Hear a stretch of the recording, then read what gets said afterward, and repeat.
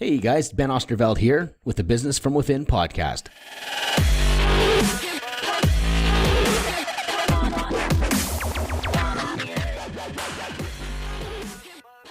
Okay, we've got Ryan Rishaug on the Business from Within podcast. It is, I'm super excited to have Ryan on the show. He's a friend of mine.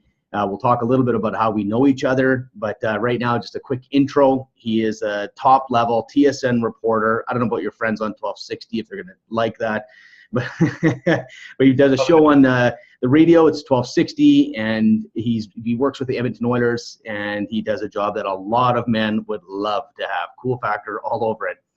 But he's on the show today because Business from Within, it's a big part of like the business is, I love the Oilers. I'm a huge fan.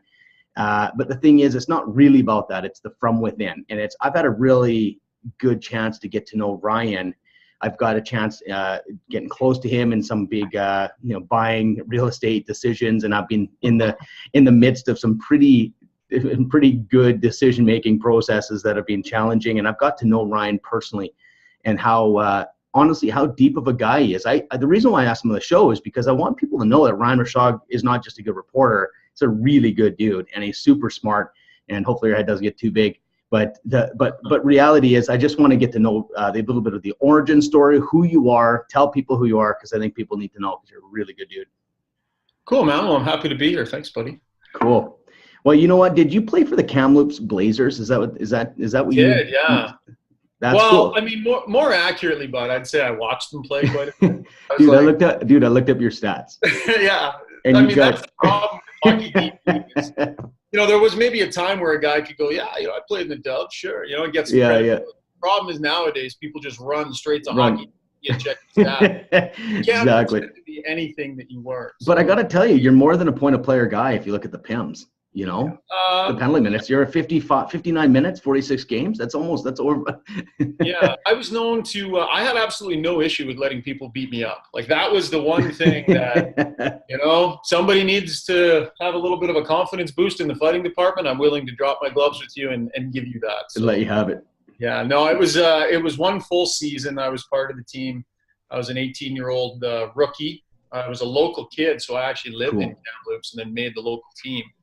And so I was able to play a full season, and then the next year I ran into some injury troubles, and I was a very, very borderline Western Hockey League player, like very fourth line press box guy. So you're being really humble, but let's go back 10 years. Is that because you used to be so cocky that you got beat up all the time when someone looked? No, honestly, okay. I was always pretty aware of who I was. I mean, I went from being a fourth line midget AAA player, like fourth line guy on my midget AAA team, to all of a sudden somehow in the Western Hockey League, they grabbed you, wondering how I was there or what I was doing. Wow.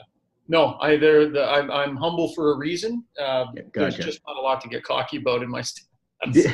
Did you have like your eyes on the NHL, or did you even have that as was that something as a kid you're like, I'm going to be an NHL player? Are you that guy? Yeah, I mean, when I was a kid, for sure, when I was younger. But, I mean, by the time you get to, like, bantam midget, 14, 15, 16 years old, you have a pretty good idea where you fit into the world. Yeah. And for me, I loved playing, loved hanging out with my buddies, really enjoyed high school, being on those teams, playing with those guys.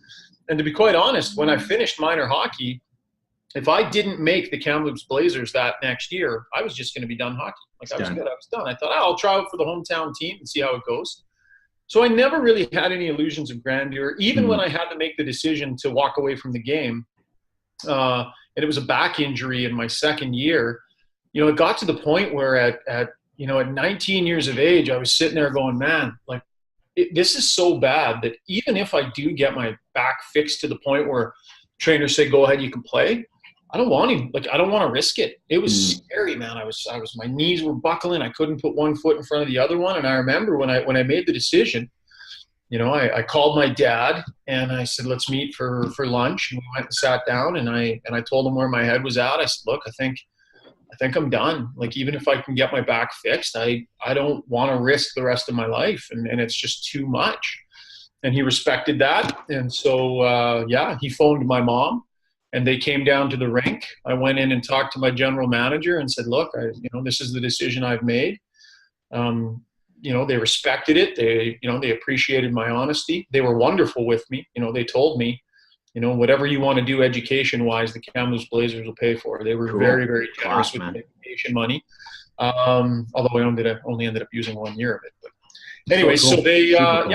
I said, can I practice with the guys one more time? And they said, sure. So I went out on the ice and had one more practice with all my buddies and the guys. My parents came and watched in the stands. And yeah, at the end of practice, I sat at center ice with a couple of my local buddies that I'd made the team with, and we just sat on the logo for a little bit and hung out. And that was it. That was it. I was done. Having surprisingly made it to the Western Hockey League, and then suddenly just boom, not playing anymore. Yeah, probably that story is so often. You know what I mean? Like, how many guys actually make it? I bet you they get there, and then how many times it ends just so quickly. I bet you that's something that people go through. Yeah, for sure, and especially to make the choice to do it. But again, I think that's where I'm a pretty realistic guy, and I think I knew and understood that I wasn't riding a bullet train to the NHL. I knew who I was. I knew the only thing waiting for me was 6 or 7 years toiling in the minors, getting beat up and playing some mid-level hockey, and I just didn't think that was worth the risk. And I had some things in my life I wanted to get to, but my brother surprised me with the framed jersey a couple of years later. Nice. So to my office to this day. So my brothers hooked me up with that. Yeah, that's cool. That's got some nostalgic value for sure. Yeah. So you said you had some other things, like you obviously, to let go of something, you might have had something else you were targeting in life. Yeah. What was happening there? Like you said, you had some other things that you wanted to go after. Was it like being a farmer, or was it like? No, funny enough. I mean, really, it was broadcasting, to be honest with you. Laser focused. Yeah, I mean, cool. I'm the kid who, my mom has tapes of me, a 7-year-old Ryan Rishaug, pretending to be John Short, doing my own sports show. No way. I'll call 483-33-55, caller 5. Like, I was that kid, right, that always had an eye on that.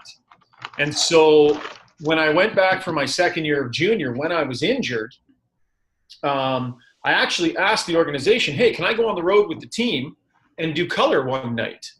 Because on the road, they would only take the play-by-play guy. They wouldn't take the color guy too. And I thought, maybe I'll go give that a try. So I did. So hold on. Their color, just for the listeners. So you've got a play-by-play guy who's doing the main deal, right? Yeah, he shoots, he scores. That's So the color guy is doing the extra stats. And did you know this? Okay, cool. That's actually kind of a cool role. Gord Miller is our play. Chris Cuthbert. Those are the he shoots, he scores guys. Ray Ferraro is the guy that adds color and analysis. That's cool.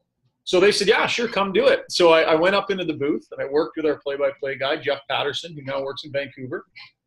And it was a game against the Kelowna Rockets. They were one of our most hated rivals. And there was about 7 fights. And I was losing my marbles in the press box, ready to crawl out of the press box and onto the ice to get into it, because I was so rattled and so into the game and still so attached to the player. But that was a little bit of a taste of live broadcasting for me. And I really hung on to that. And when it came time to make the decision to hang up my skates, what am I going to do next? I kind of had my eye on, I didn't know what, I just knew that direction, broadcasting. And, I remember I retired. I let my team know. And I said to my mom and dad, I'm going to have a job in the next couple of weeks. I'm going to save some money. And I'm going to BCIT next year to their broadcasting program. I'm getting my application together and I'm doing it. And honestly, within 3.5, 4 weeks of me retiring, I had my application together. I had applications in all over the place at different spots to try and get a job to earn some money. And I was just super laser focused. So much so, I think I kind of took all of the difficulty and the pain of losing hockey. I think I just kind of like stuck it on that shelf. Might still be on that shelf back behind me there. And I put it somewhere and just kind of got focused. And so I landed a job right away and had my application in. So, okay. So I want to hear more of this, but I got just a little point here that you said, it's really interesting, but I don't want to forget it. You said like, I think about people that are going after something. And I think we'll talk about how you got into broadcasting, and I think it's a good story and everything, but we'll get there in a sec. But, when you said you didn't know where you're going, but you headed in the direction. I feel like that's such a good moment to be like in people that are moving forward, sometimes they don't move forward. They get stuck. Like, if you were to give people advice, is it around that? Like, how do you move forward? How do you go get what you want? And is that something that you've put as a life value? I just had that direction, or is that just a moment in time you did that?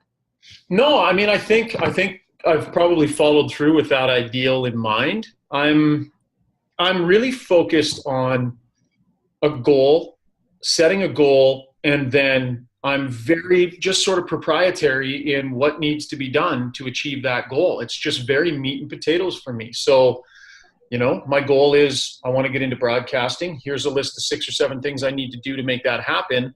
And I just start picking them off the list. And throughout my entire career, I've always been very focused in that way. Whatever I wanted at any given moment, whatever goal I'd set for myself, it was just always very clear to me, and I think people get stuck in terms of they have ideas and they know they want to do things, but they're not as clear on what the direct steps are to try and get there. It can be muddy. Sometimes it's not obvious. You question yourself, am I doing the right thing?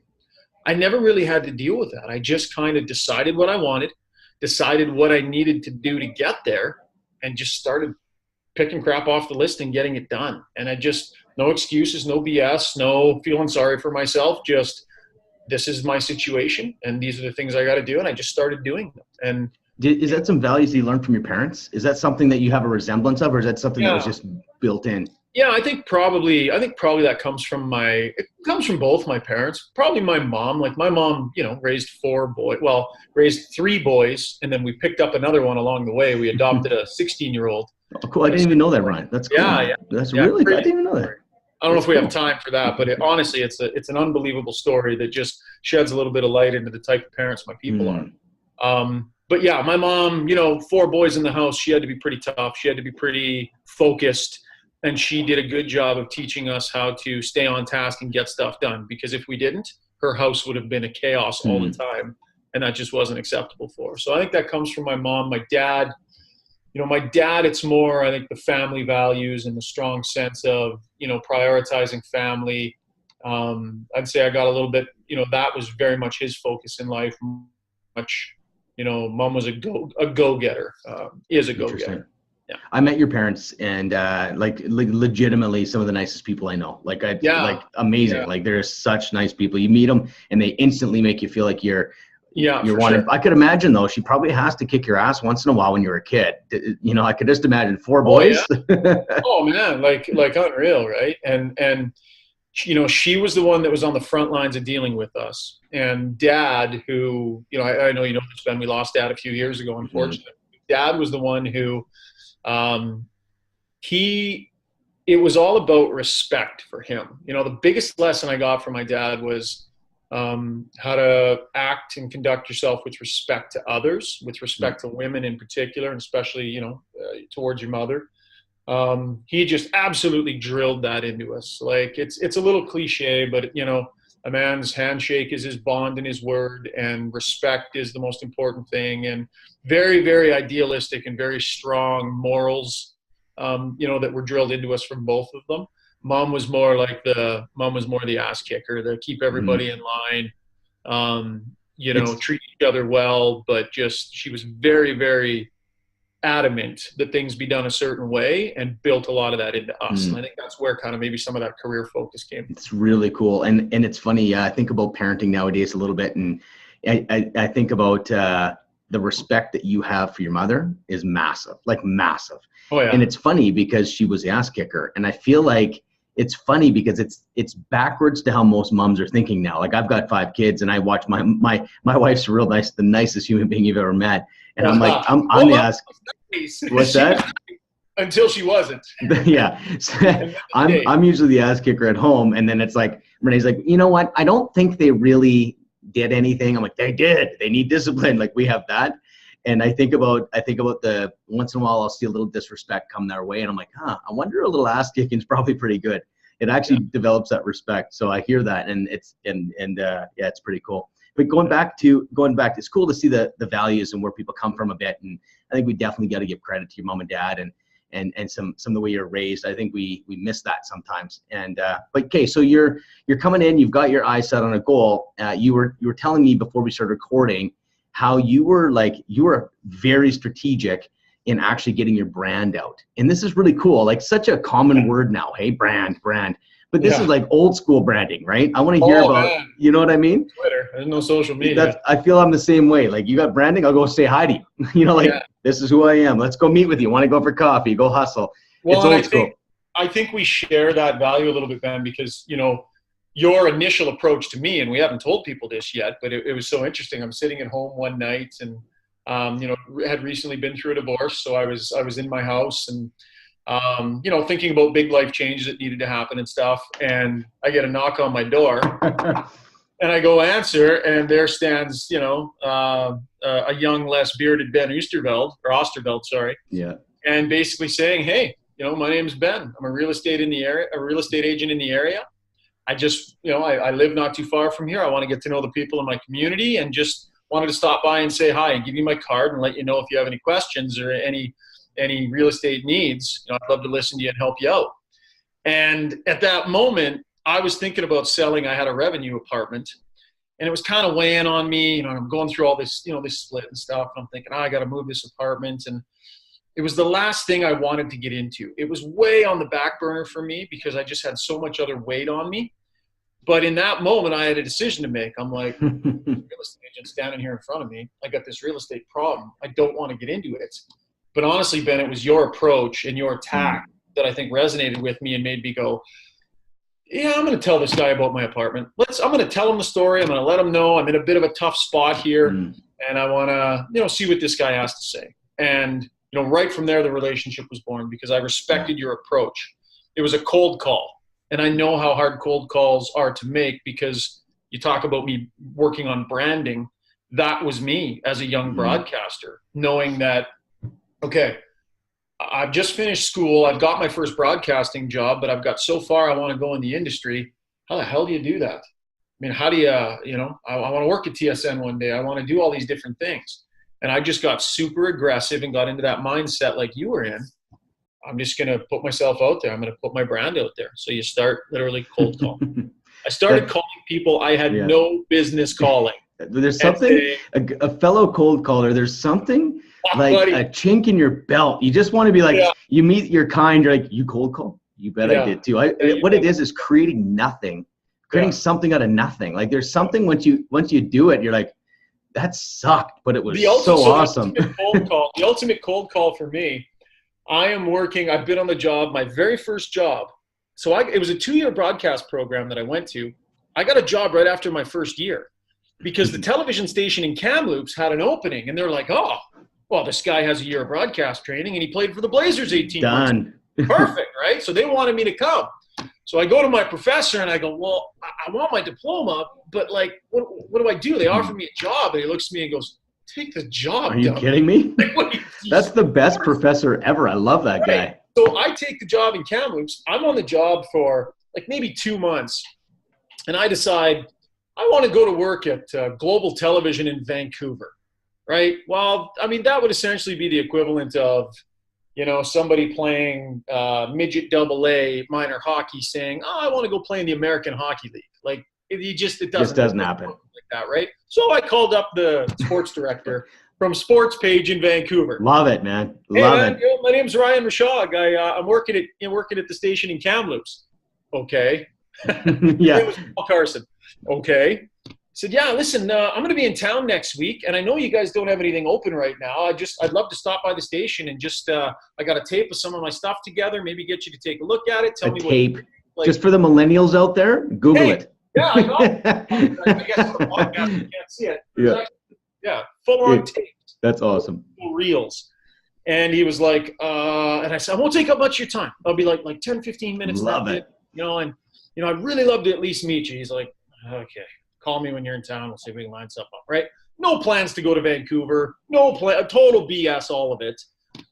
So I grabbed my tape and I went to Vancouver and I bugged Paul Carson until he let me in the office. Love it. And he lets me in and we sit down and we look at my tape and I am green as grass, right? Just like a little bit of natural talent, but very green.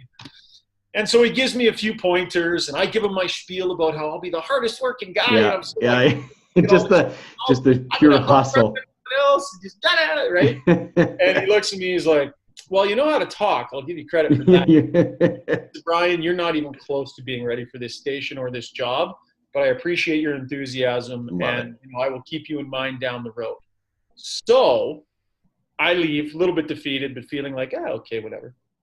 Flash forward a few months later, and I get a call from a guy in Edmonton running one of the stations here. And he said, Global Vancouver just stole my sports guy. And I'm pissed off at them. But anyway, the sports director gave me your number, said you were keen. Carson gave you the number? So Carson gave the number to the news director in Edmonton. Love it. He had just stolen their sportscaster. So I come out to Edmonton. And so wicked. I go in for an interview, and I same thing, and here's my tape, and I can do it, and yes, I can, this and that, and so I go back to Kamloops, and I'm bugging the guy every second day for like a week and a half, 2 weeks. Finally, he's like, "Look, I'm not hiring you. You're not ready." Okay, fine, whatever. And then Ben, no lie, flash forward, 5 or 6 months, and I got a phone call from a guy in Sudbury, Ontario, and he goes, "Yeah. Guy in Edmonton that I know used to work with, he passed on your number, said I should take a look at you. We got a job opening, so send me a tape." And that ended up being my next step in my broadcasting career, was that move to Sudbury. I took a job at that station. But all of that traces back to that cold call that I made to somebody I had no business cold calling, and it all came full circle. People are actually pretty accessible. Like it's surprising. We put people on pedestals, right? Like. That is like, you're talking my kind. Like, I'm just like, let's see. What's fun is to build those stories. Like, if anything, it's a good story, Oh yeah. Like, it's a great story, even if it didn't go anywhere. But this is that's my belief system. You just go get it done. You go make it happen. Yeah. And I was like that through my whole career. I mean, you gotta be consistent with it, right? And and I was. I mean, again, when I got the job at TSN, I've been harassing the big guy at TSN for years, and when by the time I was working in Edmonton at the local CTV TV station, and when Ken Chillibeck, the 20-year broadcaster for TSN, left, I had harassed my boss the big guy at TSN so many times that he'd seen so many tapes and talked to me and brushed me off so many times that when he came to town and Ken Chillibeck said I'm moving on, he basically phoned me and said, "Ken Chillibeck just resigned. It'll probably be 3 or 4 months down the road, but the job's yours if you want it." After just harassing the guy. Well, I mean, respectfully harass. Now I have some theories and some strategies on. I use the word harassing lightly. Yeah. I'm careful, and I have some strong strategies and beliefs about the way you handle that, but. They knew who I was. They knew where I was. They knew what I was not capable of. And so my last 3 jobs in broadcasting, 2 jobs in broadcasting, they were just given to me. I didn't even have to apply because I'd done all my legwork ahead of time. And they we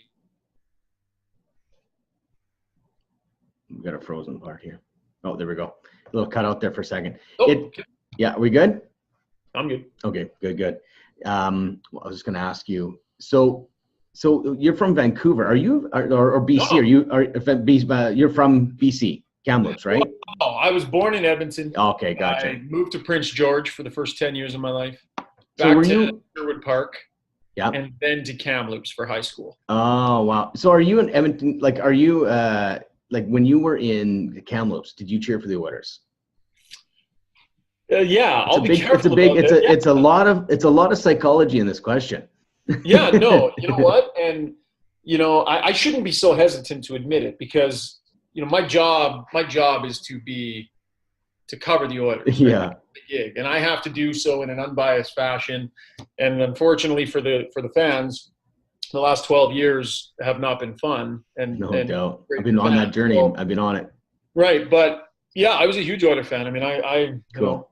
I shouldn't say this because people will think I let it affect the way I do my job now, but I absolutely don't because I adhere to strong principles of journalism. Of course. But yeah, I was a big time Oilers fan when I was a kid, and I cried when Steve Smith scored on himself. You kidding me? I was devastated. Oh, that's awesome, man. Ryan Rishaug, awesome. And it's funny because, you flash forward however many years, and I'm sitting across from just a steaming mad Kevin Lowe. Or a steaming mad Craig McTavish is on the phone just ripping a strip off of me. And quite often I shake my head. I'm like, Yeah, like this is crazy. So why were they ripping a strip off you? Oh, just because through the course of doing my job, sometimes you ask questions that people don't like. Sometimes you have to challenge them a little bit. And I'll fully admit, I was in my late 20s and early 30s. I was probably pretty cocky about the way I went about it. It was like, hey man, I'm a journalist. I got questions. You got to answer them. So, hey man. And I felt like I could ask any question I wanted, however I wanted to ask that question, and it was my right as a journalist. I can totally see. What I've learned at my older age is like, there absolutely is a way to ask everything, and you are entitled to ask questions, but there's a way to go about it. So quite often they were pissed off at me because they didn't like the way I framed the question, or they felt I was being too hard or unfair. But at the same time, I think they respected me, but there was a lot of clashes over the years. And that's, if you're clashing with the people that you cover day in, day out, you're probably staying on the right side of the line in terms of the way you're doing. Really interesting. Well, yeah, I mean, or else you're just, because who wants a kiss ass, right? You're just like, exactly. You want the real deal. Like, I don't want you sitting there asking questions, going, like, oh wow, you're so good. Okay, great. Like, I want to know the real deal. Like, right. I mean, you don't want to be inflammatory just because you want to come across like a legit tough guy. But if there are difficult questions to be asked that are legit, you just ask them, and sometimes you'll upset people. But I think I've struck a better balance later in my career, kind of, figuring out the more respectful way to get my point across, without being quite so aggressive. And some of that aggressiveness, I think, is what, Mac T and Kevin Lowe dealt with, and why there was some and those guys got to be under pressure, man. Like, remember, like, holy crap. Oh, they were under years of huge just pressure. failure, like massive pressure.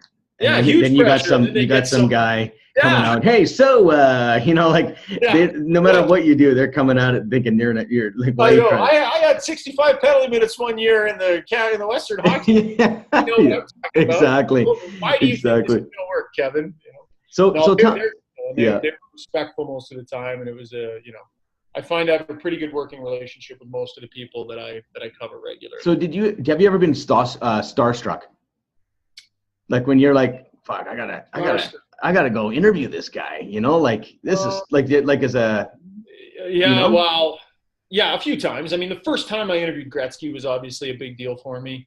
Mary Lemieux, same thing. One of the more interesting interviews I've done was with Burt Reynolds and Adam Sandler. Reynolds and who? Adam Sandler. No, I love that. So, do you remember they did a reboot on the movie The Longest Yard? An old classic Burt Reynolds movie, football movie. Yep. And Adam I remember. Sandler, he did a remake. Yep. And so for some reason we decided, it's a sports movie. Let's go do a story. We'll go on the media junket. So I fly to Beverly Hills, and I'm staying at the Beverly Hills Hilton, and I'm on the elevator, and LL Cool J gets on the elevator. I remember that was kind of a funny. And you're with him. Like, what do you say? What do you say? You look like a nerd. Yo, dude. I totally malfunctioned. I was like wearing this like purple tracksuit, the sunglasses and stuff, and I went, "Hey, L." Like man. Oh, yeah, man. I listened to some of your stuff, and he's like, "Cool, man, cool." He's like, "Yeah, cool," and you're like, "I'm such a loser." And then there was another one where this girl got on. I thought it was an older lady, and she had this hat on. And she sunglasses on, and she was sitting there, and me and my camera guy were talking about where we're going for lunch, and she said, "Well, whatever you do, don't go to the Ivy. There's paparazzi everywhere." I sort of looked over and I thought, like, what?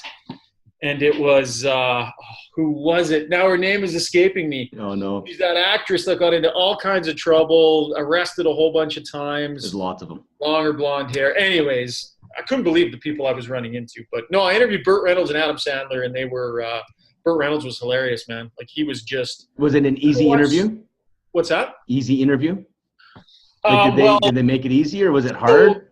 So the way those work is the producer came up to me ahead of time and said, "Listen, you only have 5 minutes and you're out of there. If you ask Mr. Reynolds a question first, he will filibuster and take the entire 5 minutes." Oh, no way. So if you have any questions for Mr. Adam Sandler first. Nice.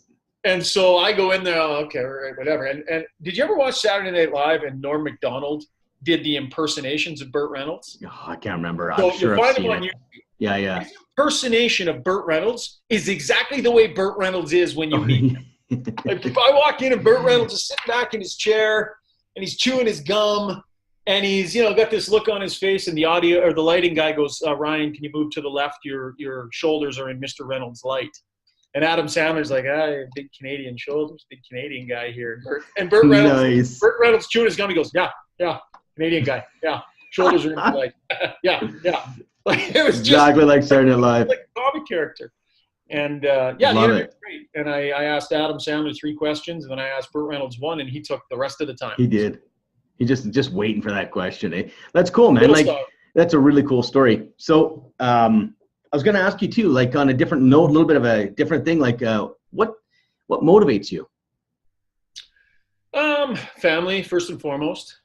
Huge motivation for me to strike the proper work-life balance. I moved away young. Like I, at 21 years old, working in Kamloops, jumped in my car and drove to Sudbury, Ontario, sight unseen, away from my family, and knew what it felt like to be on the other side of the country.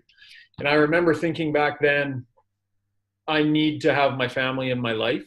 I'm doing what I have to do right now, but I'm somebody who needs to have my family in my life, every day. And it was a priority for me to build my career to the point where I could get back to Western Canada. I wanted to make it as far as I could in the broadcast industry, but to do that without moving to Toronto was very, very difficult because that's where TSN is. That's where Sportsnet is. That's where the big stations are. But I decided early in my career, I need to find a way to get as far as I can career-wise, but land in Western Canada where my people are. And that was always a huge priority for me. So as career-focused as I am, my true focus was driven more by family and by, if I'm as good as I can possibly be, I'll be able to call my own shots on where I am and what I do. And that'll allow me to keep my family in my life. It's a hard question. If you gun to the head, had to choose between family and broadcasting, would be an easy choice. Oh yeah, not even a question. Yeah, not even a question. And I mean, that's, I feel like it's interesting how quick you say, and it's funny. I find that an abstract version of success is kind of what you just did. It's almost like you're so focused and you're going after what you want, like a laser. You're getting what you want. You're aggressively going at. You've accomplished a lot, but you're not attached to it. You know what I mean? Like I feel like that there is like should be in all business schools. Maybe go after it, but don't be attached to it. Be willing to let it go.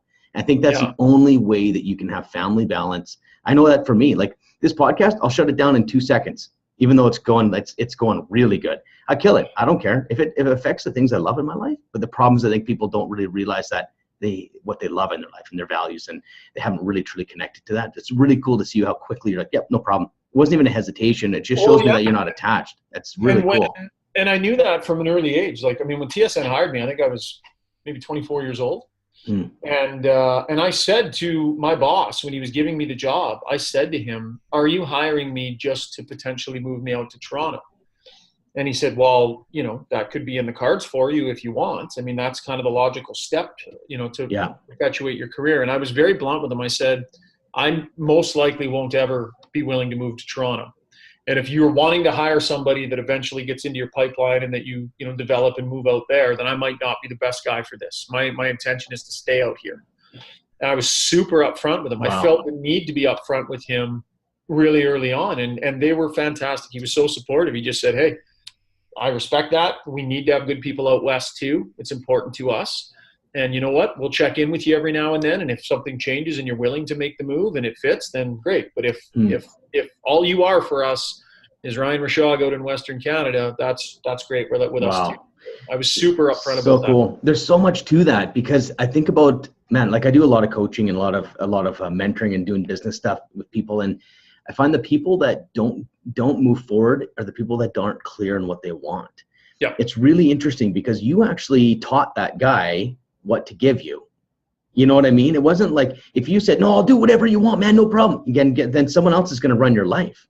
Yeah, it's just such an evidence that if you can, like, so how important it is to get it clear. You know what I mean? Like, it's got to be one of the biggest things we need to do as, especially ambitious people. Like, if you're not clear, you just run around and do stuff. Yeah.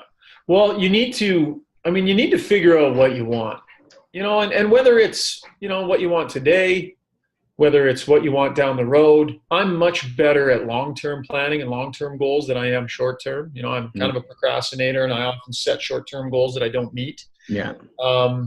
But when it comes to the long-term stuff, you know what you want, and then just be really clear on what you need to get there and realistic about it too. I just find people kind of spin their wheels because they're not really sure what they should be doing or how they should be going about it and how they should be. And there's always answers to be found. If you're unsure of something, there is always somebody out there that has the answer that you need to help you take that step. So you got to figure out what you know, figure out what you don't know, take what you don't know, figure out who can help you figure it out, know it. Yeah. Yeah. And then don't be shy about going and looking for that help. So if there are things that are in your way that you're not sure how to fix, find people who can help you, because you'd be surprised at how willing people are to help you get past your roadblocks. I'm a mentor. He's been my mentor for like 8 years, and he's been a huge impact. Phil McKernan. His main line is, in the absence of clarity, just take action. Yeah. Yeah. I think that speaks to me too, because, things aren't always going to be clear, but you just end up wasting a bunch of time. I never really knew if I would get to TSN. I never knew if it was realistic or within my grasp, but I kind of knew I wanted to be there. And so it was just, what do you have to do to get there? And that was a whole bunch of uncomfortable things and cold calls and awkward conversations, but stepping outside your comfort zone. And I ended up getting there. I was lucky. I ended up getting there. Not everybody, does meet their end goal, but not everybody goes and does what you did and go after guys, meet guys. And most people say, I couldn't talk to that guy. And then they're done. Yeah. Like, it's just the biggest, to me, I think it's just this resilience. I got mine from being a street kid and just having to survive and had to figure out my life. So I feel like that's where I got my resilience. Like, I don't care. You don't know where I've gone. You don't know what I can do. Like, I've just got, I'll just go for and ask you if you want to do something. Like, if you say no, cool. Like, and how you deal with rejection is important too. Huge. Like, I sort of make it sound like I got every job I applied for. No. No, like, it sounds like you've been rejected a lot. Your story does say that. So many times. And I could go across the country, name a television station. Chances are I got rejected for taking a job there at some point. But it's kind of what you do with that, right? Turning something negative like a rejection into a positive. How do you do that? Well, I got rejected, but I got rejected by somebody. So how am I going to interact with that person so they one day? And then you take that person where you have this negative experience with them, you shift them over into the positive side, because I've now got their number. They know who I am. And yes, they didn't hire me, but you never know. It's moving the needle. I had this ridiculous spreadsheet where I organized contacts. No way. Every station, and then I had every sports person at the station. I had their phone numbers, the sports director, the phone number, the date of the last time I talked to them, and a rating of 1 to 5 on how I felt the conversation went. Love it. And then notes on what I thought about, how they took me. So if I heard there was a job open, that is crazy. I'd pop open my spreadsheet and go, oh yeah, okay, it's that guy. Oh yeah. That's like old school CRM software. You know what I mean? Like client management software. You built your own. I should have copyrighted some of that, man. I could have. Yeah, no doubt. But contact management was everything for me in terms of helping me get to where I wanted to be. It's really cool, man. That's so many good stories there. So I'm gonna do a lightning round of questions here. Oh. And we'll bang them out. We'll answer quick. We won't talk too much about them, but we're just gonna go through some. Google? Yeah. No, these are ungoogleable. Googleable. Okay, I got a bunch of questions. Here we go. Yeah. Just wait, someone's calling me. Cancel that. Okay, what is childish that you still do anyway? Childish that I still do anyways. I dance around the kitchen being an idiot a lot, like make a goof out of myself dancing around. I try and embarrass my kids and give them cringe-worthy moments. Nice. Yeah, that would be one for sure. So do you know any fake accents? Which one? I'm bad at a bunch of them. So like I can I can try and do some Russian because I've been to Russia 4 times. Okay, let's hear the Russian. It's not very good. Like it's terrible. There's only certain things I can say. Like Scottish. I can't speak in a Scottish who accent. Does? Other than to say, Scotty, come down from the mountain. That's the only thing I can say in a Scottish accent. We're not going to grade it. We're just going to we're going to move on. So if there was one area that there's a game or a sport that you said, I don't care who it is, I will absolutely take them on. What game would you play? Settlers of Catan. You think you're that good at Settlers?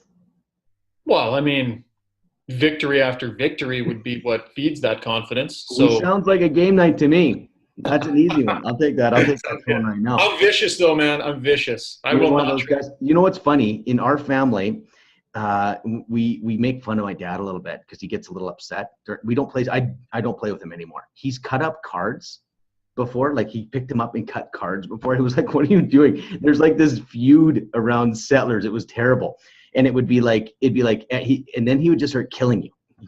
He's just like, brings the worst side out. He's like, soldier, boom, soldier, boom. He'll just start killing you. I'm like, what are you doing? Yeah. Like, it's very personal in our. I play with friends that don't do that now. So, anyways, okay. Next question: strangest person you've ever met? Strangest person I've ever met. Sean Avery. Really? Yeah.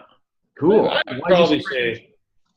Well, Sean was, for those who don't remember, but Sean was an NHL player who was very outspoken. He was very controversial. He was very loud in the media, very controversial figure. And so we went down to meet him and do an interview with him, and we'd agreed with him ahead of time to do it. We went all the way to Colorado Springs, and then we got there and he refused to talk to us. And he was just, strange might be being a bit hard on him, but just a very different, unique, strong-willed, alternative thinking guy that just straight up, full disclosure, I don't really get those kind of people. Yeah, he was the guy that in the playoffs stood in front of the goalie, yeah, Brodeur, waving his stick and his hands in his face. Never been done in world history of hockey. Yeah. And then the NHL changed the rules around that because of him. Is that right? Yeah, exactly. And you know what? I actually respected a lot about the way he played the game. He was an honest guy. He was a hard player. And all that. But one-on-one was very awkward to deal with, and refusing to talk to us and just being really, really odd. So, yeah, I would respectfully, I would say For he sure. definitely struck me as odd. What's your comfort food? Black licorice. Any sort of black licorice candies and Starbucks caramel macchiato. Ooh. I just literally went and got one today with my wife, and they handed it to me, and I looked at her and I went, my happy drink. Yeah. Okay. If you were an animal that you would relate to, what animal would you pick and why? What animal would I relate to? An animal? Wow, this is some deep, intense stuff. Dude, it's just an animal. I don't know where you're going with this, but. Well, but relate to an animal. I mean, I guess. How do you see yourself as an animal? Well, they say this is the one I would most be related to. Yeah, I would probably say some sort of a bird. I'm fascinated with kind of what the world looks like through their eyes, being up above and being able to fly and stuff. So maybe something like that. I'd say a bald eagle or something like that. Nice. Sounds American, but if this was a psychological session, we could break that down, but it's not. Yeah. Like, why? I'm gonna Google what that means, right? Yeah, no doubt. No doubt. What does it mean if you think you're a bald eagle? Yeah. So what do you hope for? I hope for health and prosperity for my loved ones. As I'm getting older now, you're kind of getting to that phase of your life where, tough things start to happen to people around you. And, I've been very blessed, and people in my life, losing my dad a few years ago was. So I'm very focused and very motivated on, I just want everybody to be okay. That's a big one for me. Yeah, it's awesome. Would you rather be hated or forgotten? Oh, man. As my overall legacy or just by an individual? Like if my overall legacy is, man, the world hated that guy, better to be forgotten. And you know what though, Ben, the one question I would bounce back at you is hated but respected, or hated and not respected? Because if hated and not respected is the answer, I'd rather be forgotten. Interesting. And back to the values you learned from your dad, to be honest. It sounds like that. There was a question. There's a guy that actually got a question in. I chatted with him, and I wanted to. There's a question he wants to ask you. His name is. Let me just grab the question here. It starts with Jason Greger. Oh God. And so the question is this from Jason Greger: what is your favorite song to serenade Randine? And have you ever sung to her in public? Randine is your wife. Oh man. Well, I've sung to her in a group setting, like, you know, among friends and stuff. Should have known Gregor was going to get involved in this in some way, shape, or form. Okay. Yeah. Do I put up my walls right now, or do I let? Yeah, I know. I'm like looking at. You're not even thinking of answering. You're thinking, "What's my move?" I'll give you the straight up answer. So my dad taught me to play guitar. I play a bit of guitar. My mom was the lead singer in a national championship winning quartet. So we grew up with lots of music in our house, and we aren't shy, even though maybe we're not the greatest at it. So yeah, I will play some guitar and I will sing now and then. And there's a couple of songs that my wife definitely really likes that I took it upon myself to learn. And yeah, when it's just her and I around the house while she's puttering about and doing her thing, I'll often sit on the chair and play some songs and sing. And yeah, so sure, Jason, I do sing to my wife. He said if he does, let's see, he did it on my show. So if he says no, you can call him on it. Yeah, no, well, I'm glad I was truthful then, because you wouldn't be able to call BS on me. But, yeah. Awesome, self-deprecation, man. Like that's the thing is I think people, if you take yourself too seriously as someone who plays music and sings, and you make it seem like you think you're better than you are, but self-deprecation disarms a lot of people who might be frustrated. It's so true, man. It's so true. Yeah, like if I know what I'm not great at, and I can do it. It's called self-awareness. Yeah, exactly. But you know what? Even if you suck and you know you suck and you do it, it's still strong, man. That's a good move still. Well, it's still a good move. I'll take that. I didn't say you sucked. I'm just saying overall. I'll throw that back at Jason. Jason, would Tracy like it if you were the kind of guy that would pull out a guitar and sing her a song? Ooh, but she wants it. I think we need to do this. Yeah. You know what? We're kind of getting close to time here. What I want to do is every person that I interview, I always say I'm sitting there drilling questions, and this is business from within. So I open myself up on every call that I do and say, if you were to ask me a question, is there a question you can ask me? You can challenge me, whatever. If not, no big deal. Throw me a question and I'd love to answer it. Yeah, for sure. And as an interviewer, this is more interesting to me than sitting here talking about myself. This is what I do for a living, is I interview people and try and find ways to strike to the heart of what they're about. You know, even in the sports world, we do that. So what question would I have for you? I think I would, one of the questions would have for you, Ben, is I don't know that I've seen somebody who has such a tremendous amount that could potentially be on your plate at any given moment. So you have a super busy family life and a large family at home that I know you cherish and love deeply. But at the same time, you've got this massive business that you are constantly pushing the envelope and trying to do more. And not just be a real estate agent, but be a business coach, be a mentor to certain people. You allow people into your life as a mentor. You've got 1,000 pounds on each side of the ledger. And I know how important it is to you to balance it properly. So I guess the question I would ask you is, how do you think you're doing at balancing the massive endeavors you have on both sides of your life? Love the question. It's a great question. I think I have to go back to the past, and I did horribly for years. And the one thing, if I drew a picture of everything I had in my life, my family would be at the very bottom going, oh yeah, and my family.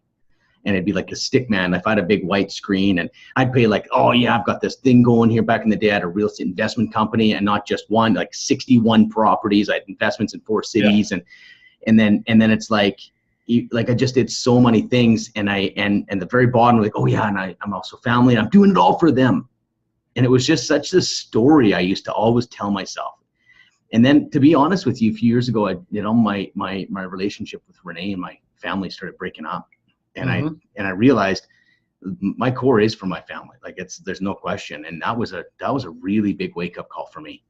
And so that was a big deal, that my relationship wasn't as strong as I thought it was, and I feel like Renee and I really didn't have a relationship though I thought we had. I thought I was a great dad, and I wasn't. And so I think like you're talking about self-awareness, that had to be a really big thing. So that's step one, is you got to get really real with what's really going on. The amount of things I have on my plate is always more than other people. And I sometimes wonder, like, it doesn't feel like it. And maybe I've got a lot to learn still, but I feel like I'm a businessman. Like, I think about, how does Walmart run? Like, how does some of these guys that have like 20 businesses? And I feel like it's because I understand putting people in place to do a lot of things for me. Yeah. Like after we're done here, I do nothing on this podcast. I send it off to a guy in New York, and he bangs it out for me. Yeah. I'm interviewing a guy that's going to be doing some social media stuff for me. I've got a writer that's coming into play.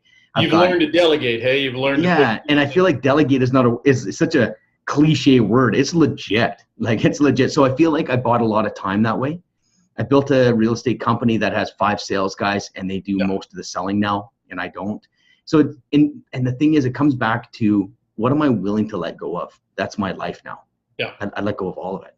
Yeah. Like, I would live in a tent with my wife and kids, and I'd be happy. Like, I feel like I'm on bonus time, man. Anything is bonus. So how am I doing is the question. I'm doing better than I've ever done. That's and it's good. It's a constant awareness. It's a constant check-in on my family. Yeah. I think that the next step is that I'm with my family so much that the one person that would get neglected is me. Yeah. And that's the wrestle. Like, and that's why I play men's hockey league. But I feel like if there's one person on the last on the list, out of everyone gets taken care of, and I'm thinking, how well am I taking care of myself? Yeah. Probably that's 5 out of 10. I always notice on Facebook, I always notice you seem to always take a day for each of your kids individually here and there. I've sort of admired the way you put a priority on your family, but quality time with them as individuals. And I think for someone who's as busy as you, that's commendable to be taking that kind of care. And the nice thing for you is that your kids are young still, and you've kind of got this sense of how important it is while they're still young, because a lot of people, I don't think I'm like that. I think I did a decent job grabbing the moments when my kids were young, but I got a 16 and a 14-year-old now. Brandine has two 12s and a 14. And I think, man, did I do enough? Did I spend enough? What a great question. And I feel stress about, I hope I did. I think I did, but you can make sure, because yours are still young. Yeah. I think it's a question we'll always ask. You know what I mean? But you know what? Here's the other angle, is you get a busy guy. Let's say a guy's not busy. He's home every night with his family, but he's not engaging. Yeah. Like, I just feel like there's that debate going, like, if I sat down on my ass for 20 minutes and played dolls with my daughter, or I'm home all night. Yeah. Like, I just feel like there's a really good debate on truly connecting versus just being in the house. And I'm guilty of completely just being in the house. I think that's me too. Totally. But I'm just saying, like, that's more my goal, is when I'm at home and my daughter goes, Dad, can you play dolls? I'm like, I don't want to play dolls. I don't even know how to play dolls. And it's like, yeah, sure. So I say yes a lot when it comes to just those 10 or 15 minute moments. And I try to have. That's one of the things my wife has been great and helped me with is, I mean, she seizes moments with her kids all the time, right? Like, it's, it's slowing down, getting to their level, and just actually, you can connect more in 20 minutes than, an entire night of being in the same house, but not. So she's sort of shown me the way on that front a lot too. So. Yeah, what you're saying is like really close to home. Really close to home is just to take this, like, having an honest conversation with your kids, like a real conversation. Like, I try to actively do that. So, but yeah, no, I think I'm built for the races, man. Like, I feel like that's what it's about. So, but you know what, Ryan, thanks so much. This has been like, honestly, man, I was really excited to do this. I've had some really, really neat people on the show. I got a great lineup, but this one was like, I'm going to talk to Ryan. I'm so pumped about it. So, well, I appreciate you having me on, and this was good. We talked a bit of sports, but it's nice to focus on some other stuff. So I appreciate you having me on, and I'm a fan of the podcast. I always download it and listen to it. And I'm glad we did this, buddy. I look forward to totally, man. Get it for a beer soon. I'd love it. Okay, sounds good.